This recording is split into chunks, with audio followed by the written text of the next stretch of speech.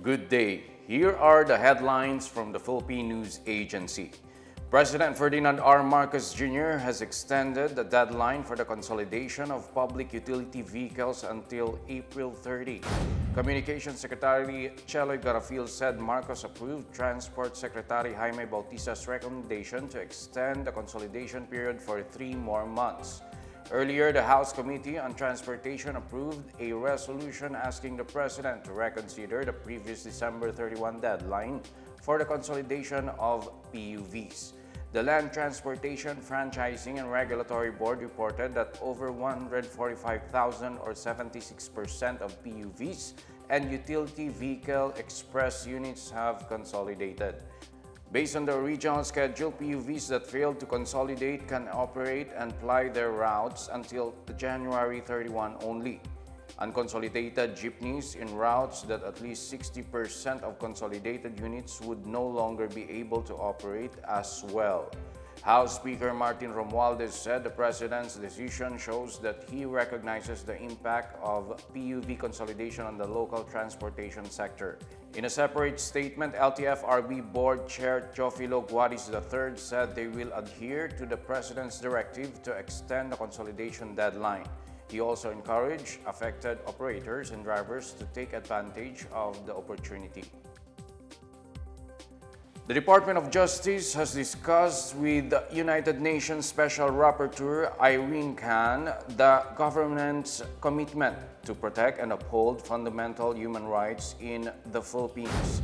The DOJ said that the meeting with Khan was a successful conclusion of a comprehensive dialogue.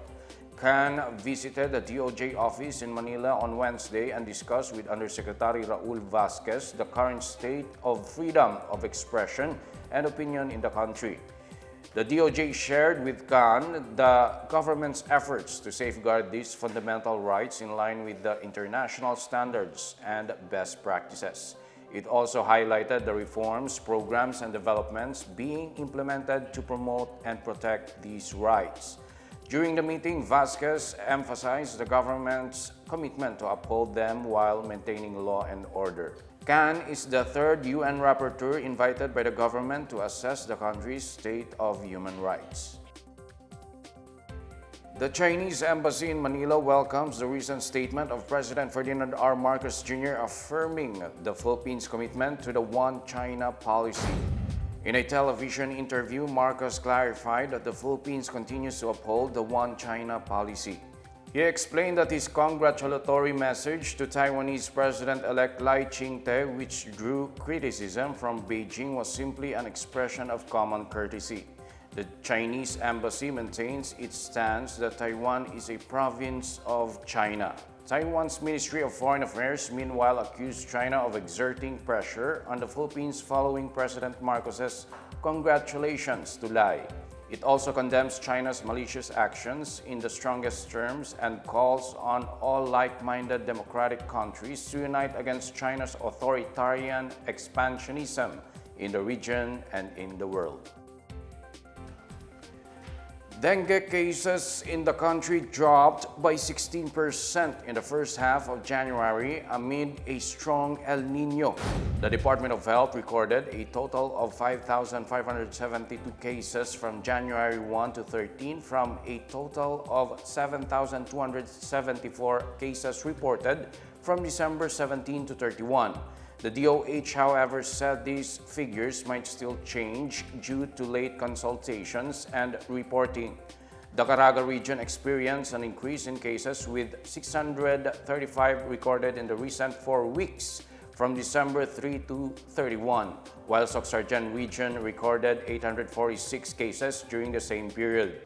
Case fatality rate stands at 0.25% with 14 deaths reported nationwide from January 1 to 13. Health Secretary Ted Herbosa warns against heat-related illnesses due to the prevailing strong El Niño phenomenon, such as dengue and waterborne illnesses like acute gastroenteritis. He also reminded the public of the 5S strategy, or the search and destroy mosquito breeding sites, use self-protection measures, seek early consultation, say yes to fogging where needed, and start and sustain hydration to fight dengue.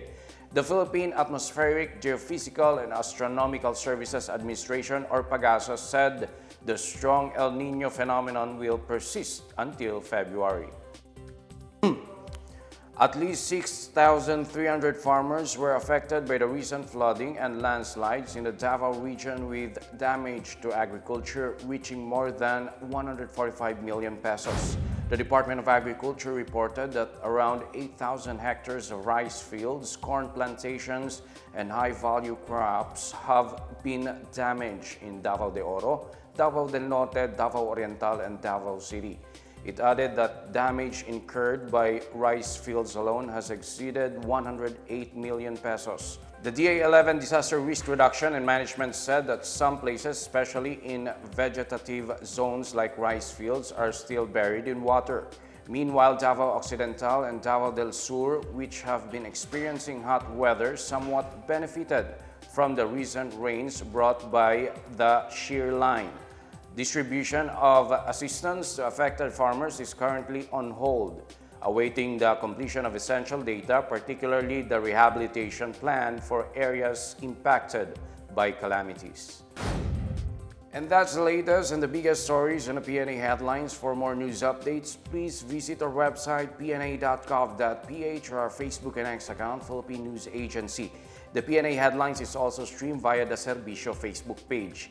You may also watch the PNA Headlines through the Philippine News Agency's YouTube account, via the News and Information Bureau website nib.gov.ph under the PNA News, or on the Facebook page of the Presidential Communications Office, or PCO.